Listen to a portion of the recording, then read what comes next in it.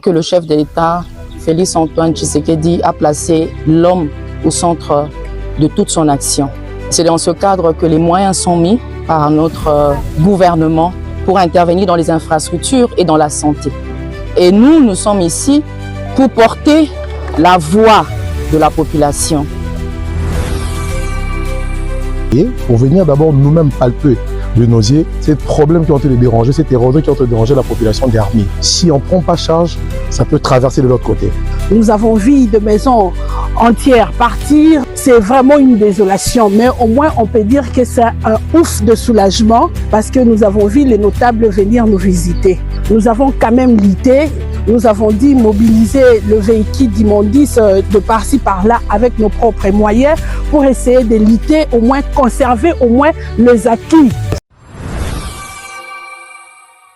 Intention par l'entreprise contractante GMT qui exécute le travaux de réhabilitation de routes à suivre dans le corps de cette édition. C'est constat fait par la Société nationale de l'électricité. Et nous allons vous relater le quotidien des habitants de Mongafula. De telles érosions font la loi et suppriment même des avenues et quartiers, causant parfois de pertes en vues humaines. Le grand angle d'ici soir est signé Béatrice Chakwea Ponzouzi, commentaire tout à l'heure. La communauté Banyamulenge n'a jamais sollicité la protection d'un pays pour sa protection. Déclaration faite par le député national de la communauté Banyamulenge. Ils invitent le Congolais de s'y ranger derrière le chef de l'État contre l'agression rwandaise sur le sol congolais. Vous l'écouterez dans le corps de ce journal. Mesdames et messieurs, voilà tout pour l'introduction et bienvenue si vous nous rejoignez sur la RTNC. Débutons par un rappel historique sans illustration. Le 16 février 1992, de milliers de Quinois descendaient dans la rue pour une marche pacifique dénommée la Marche de l'Espoir. À l'appel d'une association catholique laïque, ils revendiquaient la réouverture de la conférence nationale souveraine fermée le 19 janvier de la même année. Images et commentaires à suivre dans nos prochaines éditions. Dans l'actualité également, le développement rural prend une bonne direction en RDC au cours d'une activité organisée au fleuve Congo, hôtel à Kinshasa. La première ministre Judith Suminwa Tuluka a officiellement lancé le programme régional d'appui au développement des infrastructures et de valorisation des ressources en eau transfrontalières en présence du ministre d'État du développement rural et plan. Ces projets touchera près de 500 000 ménages en RDC dans le province du Nord Ubangi, Sud Ubangi et de la Mongala. Regardez.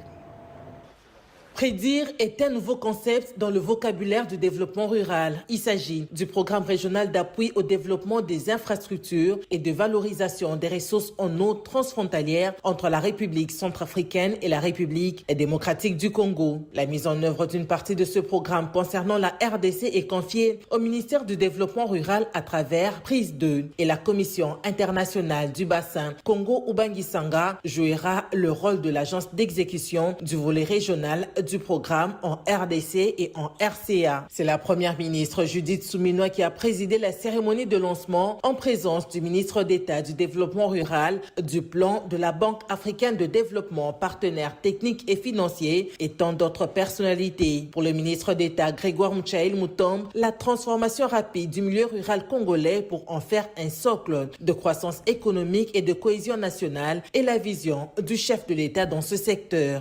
Ce programme va, entre autres, réaliser ce qui suit: installer les stations de traitement d'eau à Guadolite capables de fournir 2000 mètres cubes d'eau par heure et un réseau d'adduction et de distribution d'eau et la construction du bâtiment connexe de la Régie des eaux. Mettre en place des systèmes d'approvisionnement et d'adduction en eau potable avec un appui solaire dans les provinces du Nord et Sud-Ubangi. La zone d'intervention de la phase 1 et 2 du projet Prise est passée de 5 à 10 provinces. Une expérience qui va sans doute accompagner le projet Prédire, explique le coordonnateur Deon Tsunzu. Nous avons déjà donné les instructions de préparer Prise 3 qui est dans les couloirs déjà. Pourquoi parler de Prédire? Parce que Prédire c'est un programme régional qui prendra la RDC et la République centrafricaine, dont la partie nationale est mise en œuvre au ministère du Développement rural et la partie régionale. À noter que le budget total du volet de la République démocratique du Congo s'élève à 46,6 millions de dollars américains.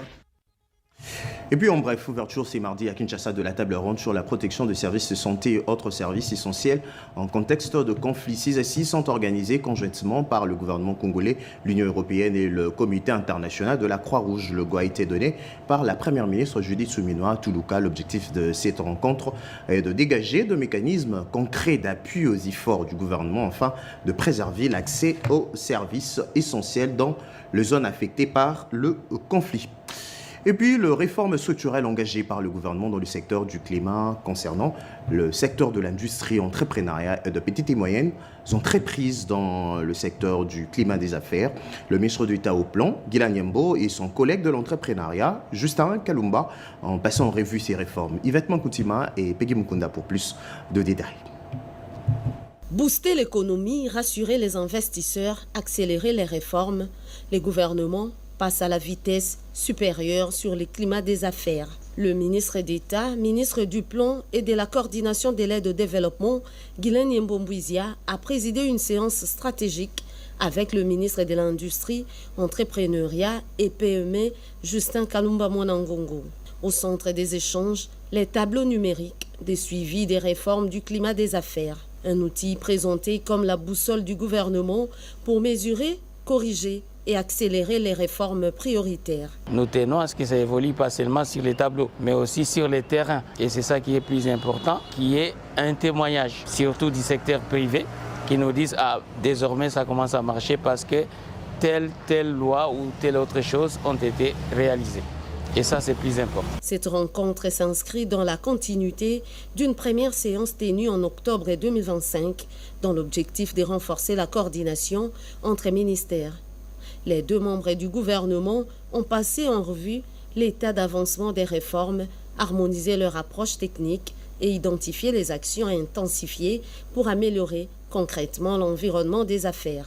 Une PME dont le promoteur a été capacité peut accéder au crédit. Après, il faut qu'elle ait des marchés, secteur public comme secteur privé, il faut qu'il y ait des marchés. Mais nous disons que tout ça, c'est dans un grand C qu'on appelle climat des affaires. Si le grand C ne fonctionne pas, tous ces C-là qui sont là vont évoluer dans un environnement toxique. Avec ces tableaux numériques, le gouvernement veut instaurer un suivi rigoureux, transparent et orienté vers les résultats.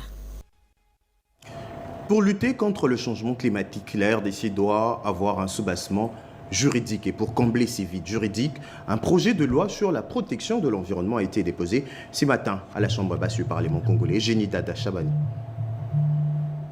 La forêt équatoriale fait de la République démocratique du Congo un pays solution dans le changement climatique mondial. Cette forêt regorge d'immenses stocks de carbone qui non seulement absorbent les gaz à effet de serre, contribue également à atténuer les changements climatiques. Pour légiférer cette matière, le bureau de l'Assemblée nationale a réceptionné le projet de loi sur la protection de l'environnement déposé par l'honorable Aimé Pascal Mongo. Il explicite les biens fondés de ces projets de loi. La RDC devient un pays solution et qui a le crédit carbone. Et donc, il était important pour nous de légiférer dans ces secteurs parce que c'est un secteur qui lutte contre le réchauffement climatique, protège l'environnement et qui a une donne très importante en termes d'économie. C'est une richesse. Et donc il était important pour nous de pouvoir légiférer dans ces secteurs pour le bien de tout le monde, tant pour le bien des communautés propriétaires de toutes ces forêts, pour le bien de la RDC qui est pays solution et pour le bien de tous ces pollueurs de la nature avec des gaz à effet de serre. C'est un problème qui touche au plus haut point tout l'univers. Parce que plus il y a le réchauffement climatique, vous imaginez la conséquence qui était important pour nous de pouvoir jouer le rôle qui est le nôtre, celui de pouvoir protéger l'humanité entière et nous comme Parlement congolais, légiférer dans ces secteurs qui touchent le crédit carbone, qui est aussi une manne pour nous, mais en même temps qui est une donne importante pour absorber tous ces gaz à effet de serre. L'entame de cette édition, la sous-station électrique de Ndolo est hors service. Plus de 144 cabines électriques sans courant, constat fait par la Société nationale de l'électricité. Et c'est après le sectionnement de câbles moyenne tension de la sous-station de Ndolo par l'entreprise contractante GMT qui exécute le travaux de réhabilitation de route. Yvette Mankoutima, Edith Chala et Fiston Wavingana.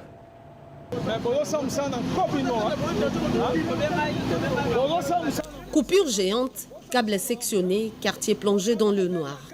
La Société nationale d'électricité SNEL SA dénonce un nouvel acte de vandalisme sur son réseau moyenne tension. Après Sendoué, Founa, le pont Cabu ou encore devant les stades de martyrs de la Pentecôte, cette fois, c'est les réseaux issus de la sous-station d'Endolo sur l'avenue Flambeau dans la commune de Barumbu qui a été gravement endommagé. Les faits sont accablants.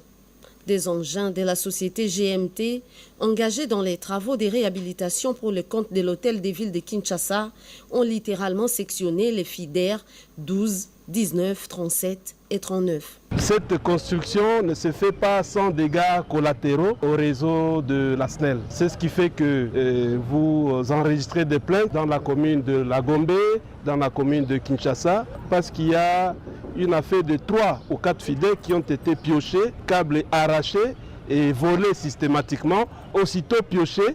Nous venons rechercher, nous constatons la disparition de ces câbles, surtout les câbles à cuivre. La SNEL n'est pas du tout consultée. Par un déclenchement de toute une sous-station, il s'agit bel et bien d'une destruction méchante. Une meilleure collaboration entre les structures intervenant sur les chantiers urbains est indispensable. Nous avons plus de 140 cabines sans courant. La SNEL veut donner du courant, mais vous empêchez la SNEL de donner du courant. Et nous avons pris cet engagement et nous irons jusqu'au bout. Un appel solennel est lancé aux entreprises œuvrant dans les infrastructures de veiller au respect des emprises routières et des réseaux existants. Madame, messieurs, il est à présent temps que je vous relate le quotidien des habitants de Mongafola. De telles d'érosion font la loi et suppriment même 2 avenues ou quartiers. Causons de pertes en vies humaines. En cette saison de pluie, les habitants partagent entre angoisse de voir leur résidence emportée par Dame la pluie ou être isolés des autres, puisque la route peut être aussi coupée en 2. Ce soir, ils ont choisi la RTNC pour faire entendre leur voix. C'est le grand angle de votre journal signé Béatrice Chako et Aponzouzi. Les têtes d'érosion de la commune de Mongafoula au niveau du quartier armé sont en voie d'être maîtrisées. Les notabilités de la commune veulent sauver les habitations menacées par ces têtes d'érosion. N'oublions pas que le chef de l'État, Félix Antoine Tshisekedi, a placé l'homme au centre de toute son action. C'est dans ce cadre que les moyens sont mis par notre gouvernement pour intervenir dans les infrastructures et dans la santé. Et nous sommes ici pour porter la voix de la population auprès des autorités compétentes pour obtenir d'eux une intervention. On s'est déployé pour venir d'abord nous-mêmes palper de nos yeux ces problèmes qui ont été dérangés, cette érosion qui ont été dérangé la population d'Armée. Si on ne prend pas charge, ça peut traverser de l'autre côté. Nous avons vu de maisons entières partir. C'est vraiment une désolation, mais au moins on peut dire que c'est un ouf de soulagement parce que nous avons vu les notables venir nous visiter. Nous avons quand même lutté, nous avons dit mobiliser le véhicule d'immondices de par-ci par-là avec nos propres moyens pour essayer de lutter, au moins conserver au moins les acquis. Ça fait plus de 30 ans, c'est depuis ce Soumobutu que l'érosion ici a commencé. Ce sont nos porte-paroles auprès de son Excellence Monsieur le Président de la République pour que cette érosion soit prise en compte et que finalement on ait des solutions durables, pourquoi pas définitives. À travers cette initiative, les habitants sont convaincus de la mobilisation des figures locales et académiques qui constituent un signal fort d'espoir dans l'attente des actions concrètes capables de mettre un terme à une crise environnementale et sociale qui n'a fait que trop durer. Parlons autre chose. Exploitation frauduleuse de fréquences congolaises et fourniture illégale de services de télécommunications par la société MTN dans l'est de la RDC. Le ministre de Poste et Télécommunications, Maître José Panda, a présenté ce mardi 17 février les inquiétudes du gouvernement congolais au chargé d'affaires de la République sud-africaine, assumant l'intérim de l'ambassadeur en RDC. Les autres commentaires avec Nono Monseko. MTN est une firme privée de droit sud-africain dont une succursale est installée au Rwanda, mais fournit illégalement les services de télécommunication dans le Nord Kivu. C'est pour cette appartenance sud-africaine de MTN que ce dossier inquiétant a été présenté au chargé d'affaires d'Afrique du Sud. C'est inacceptable, comme l'a indiqué le président de l'ARPTC. MTN est un opérateur privé. Il s'agit de respect d'une réglementation en matière de télécommunications. Et pour cela, c'est une entreprise qui doit respecter la réglementation congolaise et ne pas entrer dans un conflit politique. C'est une stigmatisation que nous avons faite auprès du chargé d'affaires, pour lequel nous attendons de sa part un retour vers nous par les renseignements que celui-ci prendra au niveau de l'Afrique du Sud via le gouvernement sud-africain. Et ensuite, nous verrons des dispositions qui pourraient être aménagées entre les deux pays pour que cette activité cesse. Nous sommes dans un processus qui va nous amener jusqu'aux instances internationales. MTN doit s'expliquer devant le gouvernement sud-africain, a promis le chargé d'affaires Matiwane. On veut toujours améliorer les relations bilatérales entre le RDC et l'Afrique du Sud. S'il y a quelque chose qui veut interrompre cette bilatérale relation, c'est pas tout à fait bien. Donc on voulait toujours avoir des choses claires entre les deux pays. Et nous, on va retourner parler avec notre capitale par rapport à ce qui se passe avec cette entreprise. Nous n'allons pas nous laisser faire. Nous irons jusqu'au bout avec cette affaire, a déclaré Maître José Mpanda Kabangu à son hôte avant de se séparer. Autre grand titre de ce soir, c'est mardi, le ministre de l'économie numérique a discuté avec une délégation de haut niveau composée d'experts de la Banque mondiale sur l'opérationnalisation d'un investissement massif de 500 millions de dollars pour la transformation numérique de la RDC. Paulette Lomba, Donan Monsekou et Gulam Kunga.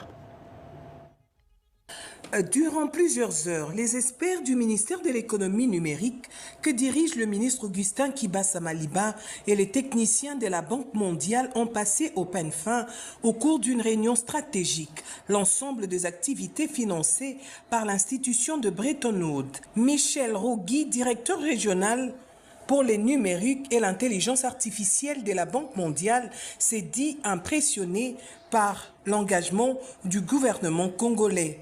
Nous avons discuté de sujets qui doivent déboucher sur des réalisations concrètes dans les 3-4 mois à venir, notamment en termes de migration des données, en termes de mise en place du centre de cybersécurité du gouvernement, ainsi que les activités relatives à l'amélioration de la connectivité au sein des départements ministériels du gouvernement.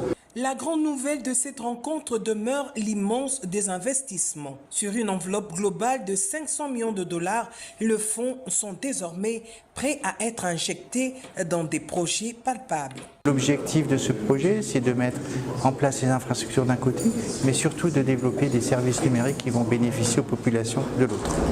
L'une des annonces majeures issues de cette réunion concerne la création envisagée d'une sphère de l'intelligence artificielle. Ce projet stratégique ambitionne de doter les étudiants congolais des compétences technologiques de pointe positionnant ainsi la RDC non seulement comme consommatrice, mais comme actrice de l'innovation numérique sur les continents africains.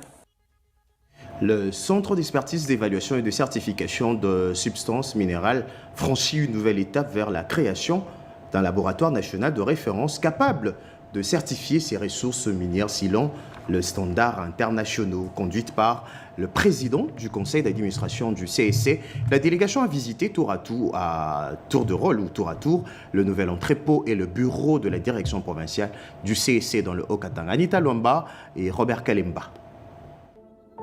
En mission officielle à Lubumbashi, la direction du Centre d'expertise, d'évaluation et de certification des substances minérales a réceptionné de nouveaux équipements et inspecté le chantier du futur laboratoire national. Une étape clé dans la modernisation du contrôle des minerais en RDC, selon le président du conseil d'administration du CEC. Nous devons nous rassurer que ces matériels sont bien entreposés et sont bien entretenus et arrivés en toute sécurité, parce que ça va servir pour la cause nationale.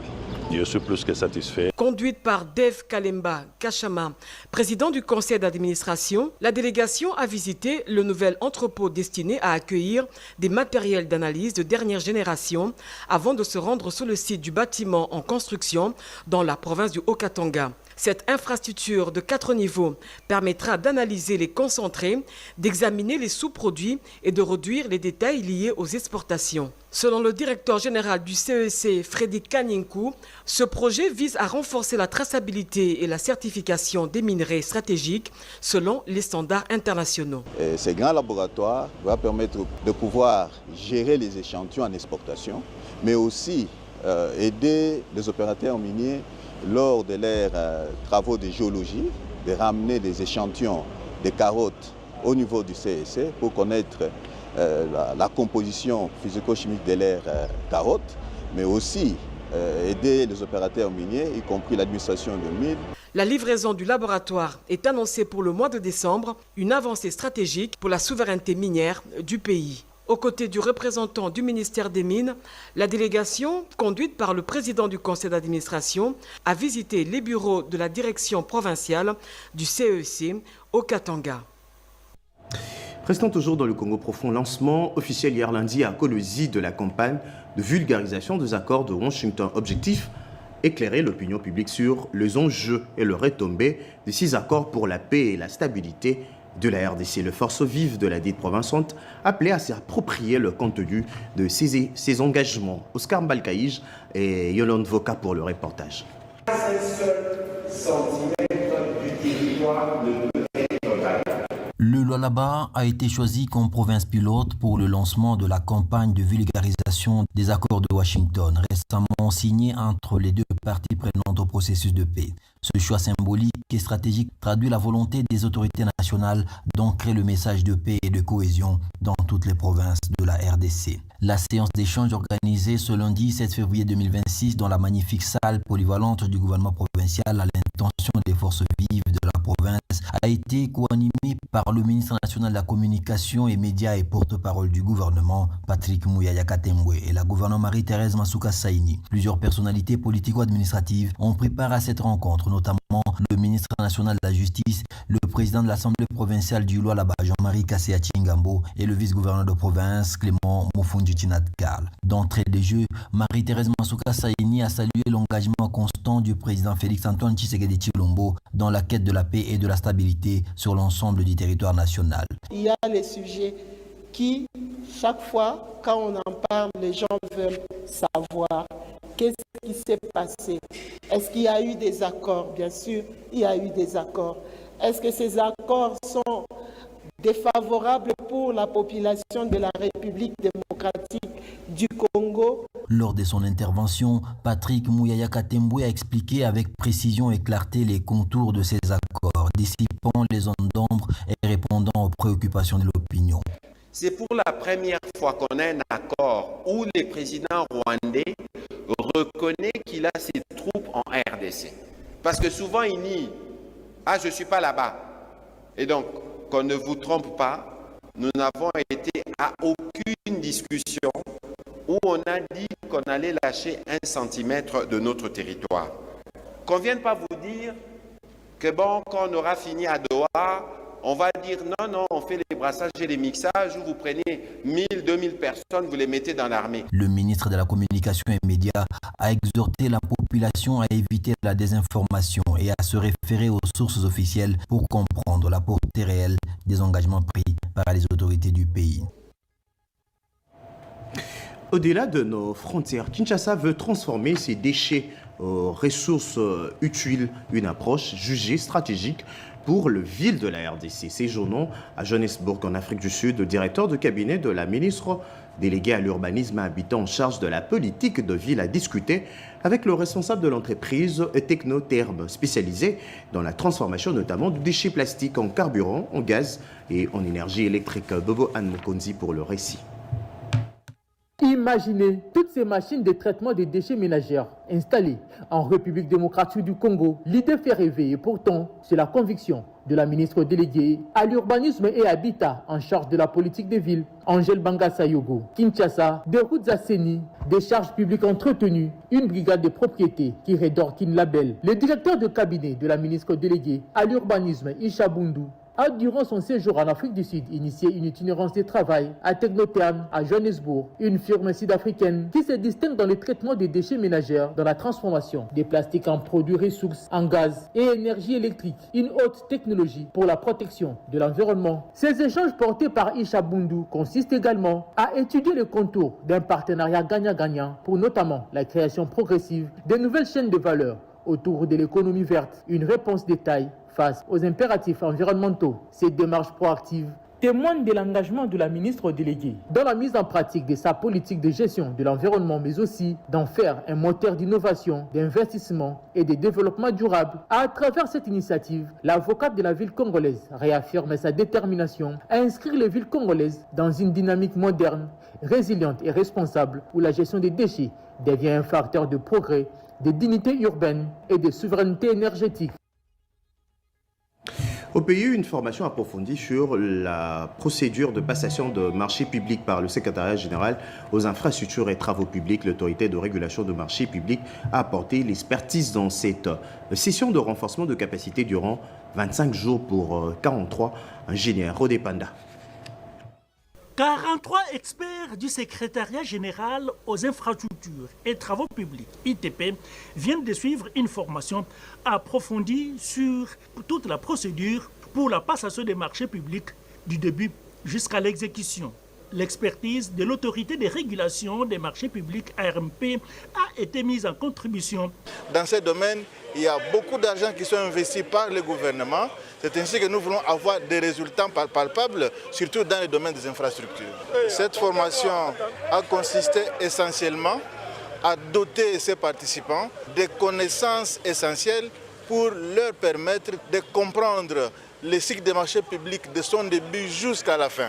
Différents modules alignés pour permettre aux ingénieurs du secrétariat général des travaux publics d'améliorer la qualité des services dans l'administration sur comment gérer, contrôler, mais aussi faire le suivi dans la réalisation des projets du gouvernement de la République. Pour les directeurs chargés de la formation au secrétariat général des ITP, cet apprentissage est d'une grande importance. Les modules suivis vont nous aider à bien respecter la loi sur le marché public.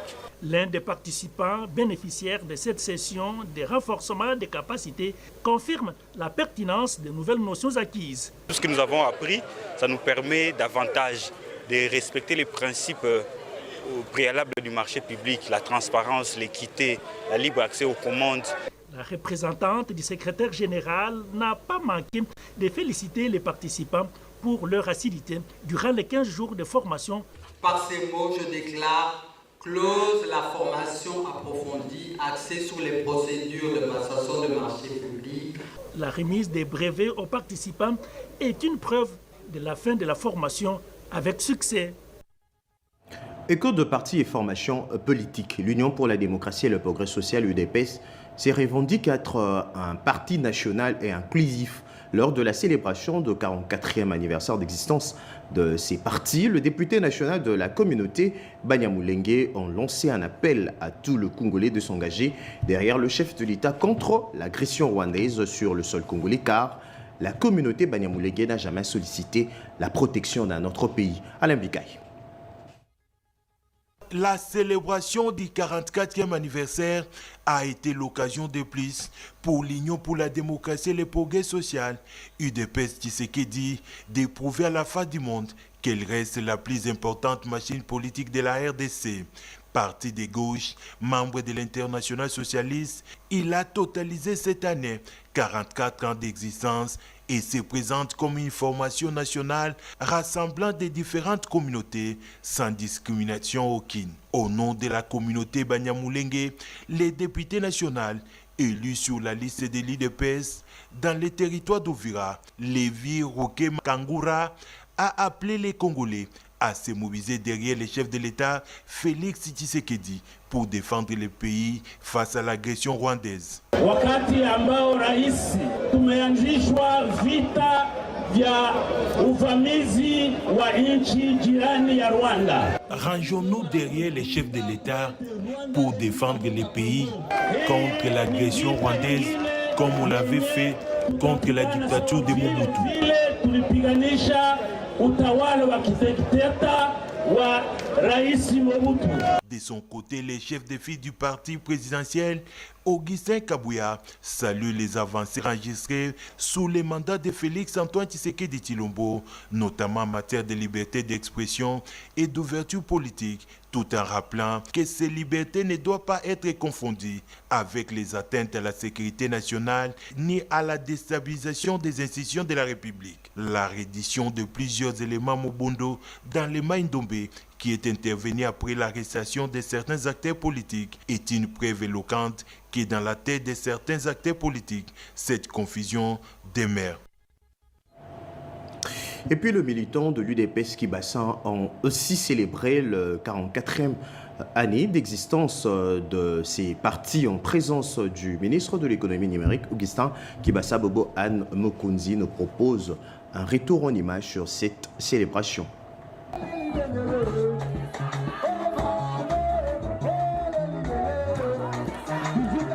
Venu de 4 fédérations de la capitale congolaise, la base de l'UDPS Kibassa, mobilisée pour commémorer le 44e anniversaire de l'existence de ces partis, une journée symbolique, empreinte d'émotions et de souvenirs pour les militantes et militants et cadres de l'UDPS Kibassa de témoigner leur attachement aux idéaux des pères fondateurs du parti.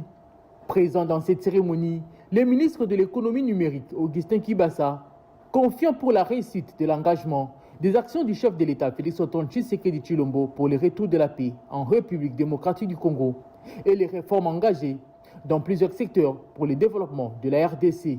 Aujourd'hui, un homme mérite d'un combat historique. Félix-Antoine Tshisekedi Tshilombo, aujourd'hui l'histoire nous donne raison. Un digne fils de l'UDPS est à la tête de notre nation. Issu de cette école de la résistance, l'homme incarne la matérialisation des rêves de nos pères fondateurs et de nos États. Nous avons conclu un accord stratégique avec Washington. Sous son leadership, nous redonnons à l'État congolais sa dignité.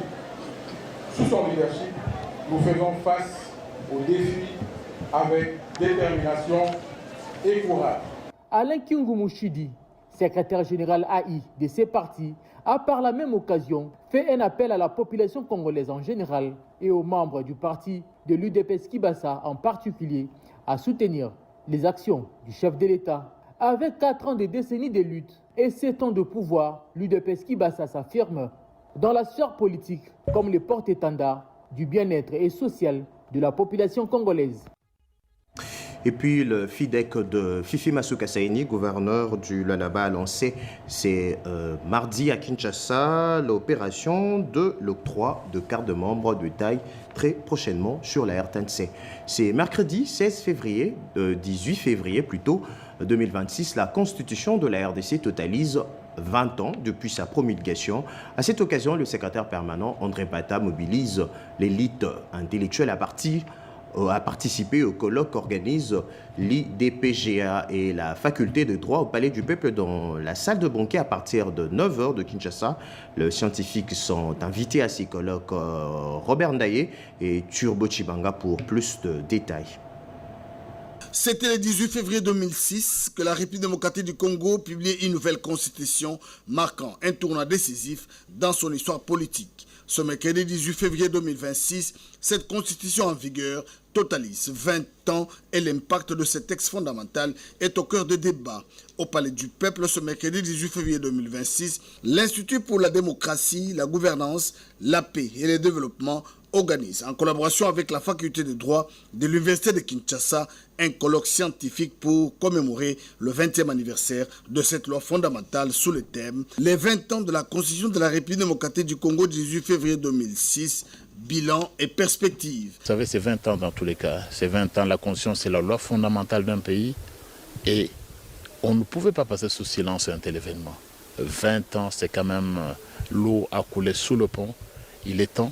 20 ans après donc que le peuple congolais, à travers son élite, faculté de droit, université de Kinshasa et DGPA, puisse s'asseoir autour d'une table et réfléchir froidement au cours d'un colloque scientifique, je dis bien pas politique, mais scientifique, pour faire le bilan de cette constitution et dégager les perspectives. Un colloque scientifique qui connaîtra la présence de plusieurs scientifiques et professeurs. C'est un colloque pluridisciplinaire C'est-à-dire qu'il n'y aura pas que des juristes, il y aura des économistes, des politologues, des philosophes, des théologiens, mais également plusieurs universités représentées. 20 ans après sa promulgation, la Constitution de la République démocratique du Congo reste un pilier important de la gouvernance et de la démocratie, avec Évariste Bochab, Jacques Ndjoli, Émile Bongeli, Vincent Kangolumba et André Mbata. Les débats de la Constitution doivent quitter la rue pour se pencher sur son avenir.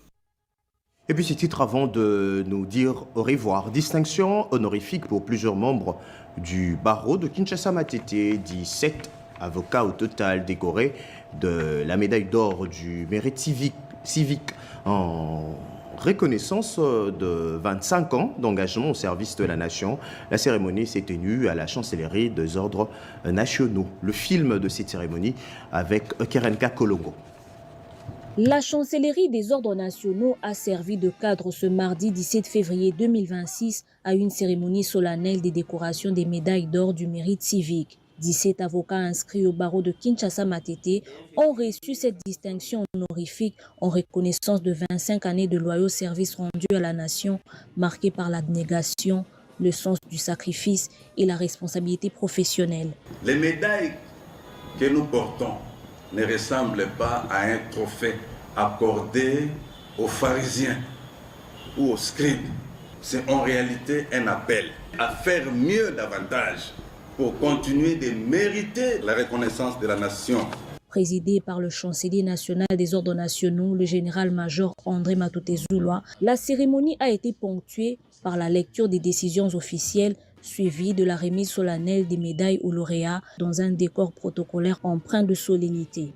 Au nom des récipiendaires, Maître Singa Jean-Marie a exprimé sa gratitude au chef de l'État, Félix Tshisekedi, pour avoir autorisé cette reconnaissance officielle. Ça ne peut qu'être une occasion de très grande joie, une très grande satisfaction pour nous. Et nos jeunes qui viennent après, certainement qu'ils vont suivre notre exemple, ils vont servir l'État avec beaucoup de loyauté pour qu'un jour la nation puisse également leur être reconnaissante.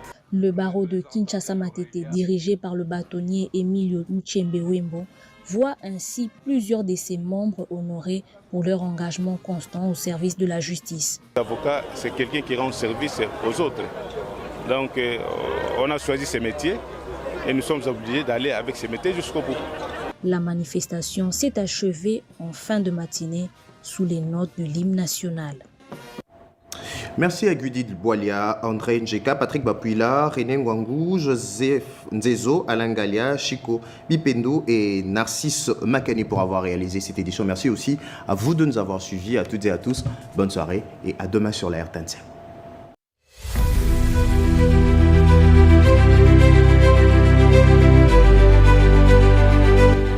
Mais aussi un risque plus élevé.